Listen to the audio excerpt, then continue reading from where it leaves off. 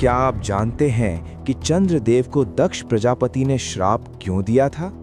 चलिए इस कहानी में जानते हैं कि आखिर क्या हुआ था। चंद्रदेव देवताओं में अत्यंत सुंदर, शांत और तेजस्वी माने जाते थे।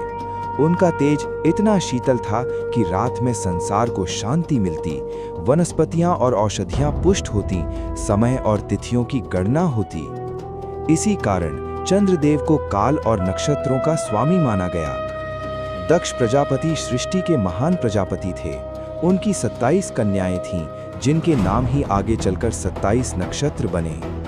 अश्विनी, भरणी, कृतिका, रोहिणी, मृगशिरा, आर्द्रा, पुनर्वसु, पुष्य, आश्लेषा, मघा, पूर्वा फाल्गुनी, उत्तरा फाल्गुनी, हस्त, चित्रा, स्वाति, विशाखा, अनुराधा, ज्येष्ठा, मूल, पूर्वाषाढ़ा, उत्तराषाढ़ा, श्रवण, धनिष्ठा, शतभिषा, पूर्वा भाद्रपद, उत्तरा भाद्रपद, रेवती। दक्ष प्रजापति ने अपनी सभी 27 कन्याओं का विवाह चंद्रदेव से कर दिया। ये विवाह केवल पारिवारिक नहीं था, ये ब्रह्मांडीय संतुलन के लिए था, क्योंकि चंद्रदेव हर नक्षत्र में क्रमशः भ्रमण करते हैं और समय का संचालन करते हैं। विवाह के बाद चंद्रदेव का मन विशेष रूप से रोहिणी पर आसक्त हो गया। वे अन्य 26 पत्नियों की उपेक्षा करने लगे।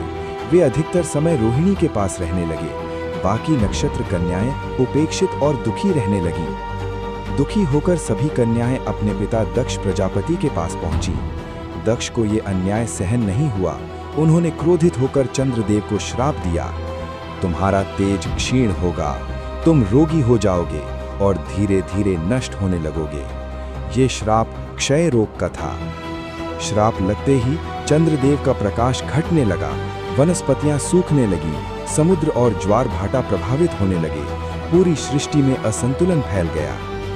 डरे हुए चंद्रदेव देवताओं, ब्रह्मा जी, विष्णु जी और अन्य देवताओं के पास गए, लेकिन कोई श्राप को पूर्णतः हटाने में सक्षम नहीं था। अंततः चंद्रदेव कैलाश पहुंचे, कठोर तपस्या की, ओम नमः शिवाय का जप किया। शिव जी प्रसन्न हुए और प्रकट हुए। भगवान शिव ने कहा, दक्ष का श्राप व्यर्थ नहीं हो सकता, लेकिन मैं तुम्हें अपना आश्रय देता हूं। शिव जी ने चंद्रदेव को अपने मस्तक पर धारण कर लिया। तभी से चंद्रदेव शिवजी चंद्रशेखर कहलाए।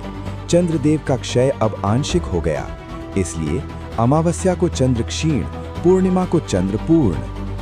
इस कथा का आध्यात्मिक अर्थ, अहंकार विनाश का कारण बनता है, पक्षपात दुख देता है, शिव शरण में आए को कभी नहीं छोड़ते।